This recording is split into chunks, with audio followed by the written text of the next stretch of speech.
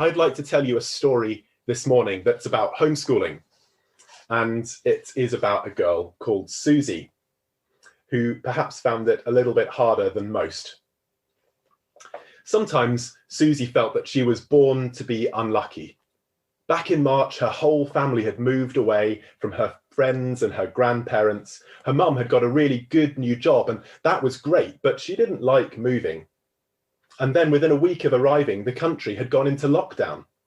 Mum's new job was no longer on offer, so she spent all her waking hours job hunting, while Dad worked extra hours on his computer to make enough money. And in the midst of all of this, Susie was thrust into online homeschooling with teachers and a class that she had never met.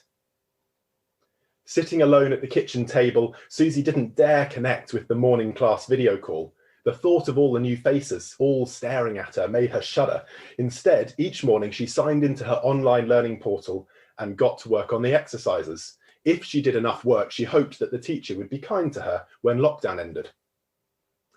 The trouble was, she was totally out of her depth. After 3 weeks, she still had no idea what a split digraph was, and her maths was a total mess. In fact, with nobody watching her, she'd taken to playing Minecraft whenever it was time to do maths. Nobody was watching, and she didn't understand it anyway, so what was the point? She found the videos from her class teacher stressful, and what was worse was that she had 4 or 5 unread chat messages in the classroom from Mrs. Callahan, who was her new headmistress. There was no way she was going to read them. She already knew what they would be saying. You need to try harder. We're a school for hard-working students, that kind of thing. Every time she saw another message from Callahan Mrs., she shuddered. Then one day, out of nowhere, came the phone call. Susie rushed to answer, as she always did. Mum and Dad were on video calls and mustn't be disturbed. On the other end was the school receptionist, clearly short of time and very brief. Once she had established that Susie's parents were both unavailable, she addressed Susie. "Just to let you know that you've got a visitor coming round from the school in about an hour or so. Thanks, bye." Susie panicked. What if it was her class teacher? What if it was Mrs. Callahan? She flicked over to her maths and desperately tried to work out the first question, but she didn't even understand what it meant. She glanced up at the wall. 45 minutes, 40 minutes, 30 minutes. The time was flying past. 20 minutes, 15 minutes. What was she going to do? She briefly toyed with the idea of pretending she wasn't home, but then her parents would have to stop work to answer the door, and then it would be even worse. Perhaps she could pretend to be mad. Nope, that wasn't going to cut it either. 5 minutes, 4 minutes. 3 minutes.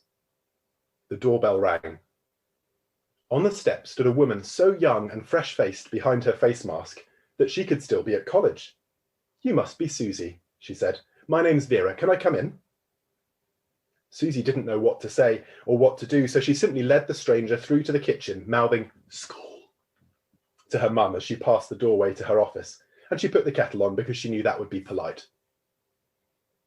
Vera sat across the kitchen table from Susie, took off her mask and sipped at her tea. The silence hung in the air until Susie could bear it no longer. "I can't do the work, and I haven't done the work, and I don't know how to do the work, and I don't know anybody, and I'm sorry, but I just can't do it." The words tumbled out any old how, and Susie didn't care that a few tears squeezed out too. She knew that this lady, whoever she was, would be angry. She knew she was failing at school, but she simply couldn't pretend any longer. But to her surprise, Vera didn't get angry. "It's okay," she said calmly. "I'm here to help you, not to get angry. Things must have been hard for you, moving just before lockdown. I imagine you must be missing your friends. Tell me about it." Totally disarmed by the gentle words, Susie hesitated, then started to speak. She shared about her mum's new job, about the move, about her old friends who she only saw once a week on Zoom, the difficulty of not knowing anyone, and her utter dread of Mrs. Callahan. Vera listened patiently, never interrupting except to agree that it was a really hard situation. And then they opened up her English work and spent half an hour looking it over together. By the end, it seemed a lot less daunting. Only once did she look stern, when Susie said that she couldn't get the maths work to load on her laptop. Vera looked her straight in the eyes and said, "That's not quite true, is it, Susie?" And Susie suddenly found that it was easier to simply tell the truth. "I gave up and started playing Minecraft instead." Vera didn't bat an eyelid, but said steadily, "Thank you for being honest. You know that you need to stop doing that now, don't you?" And it was true. Susie did know that she had to stop it and felt that perhaps she could. Finally, a couple of hours later, Vera stood up to leave. Putting her cup in the sink, she walked with Susie back to the front door and let herself out.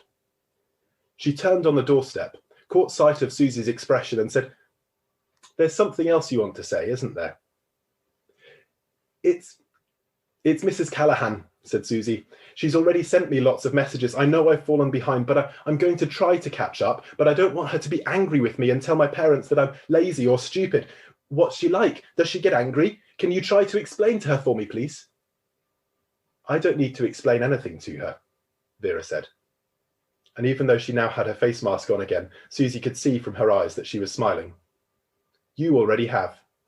My name's Vera Callahan, and it's been lovely getting to know you, Susie."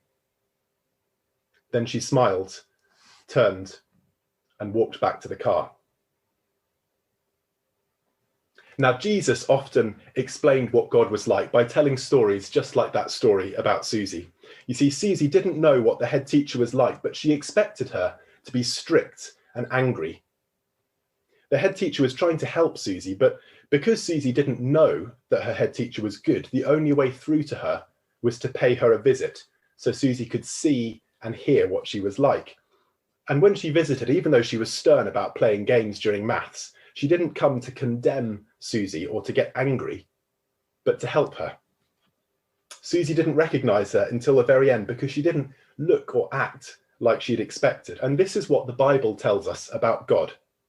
We didn't know him or believe that he was good and kind, so he came to visit us, to show us what he's like and to help us.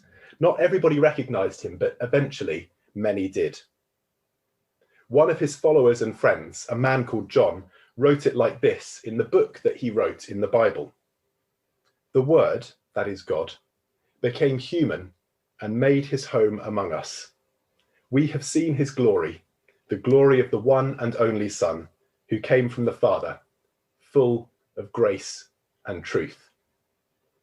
At Christmas, we celebrate Jesus coming to visit us, God made human, to show us that he is good and full of grace and truth.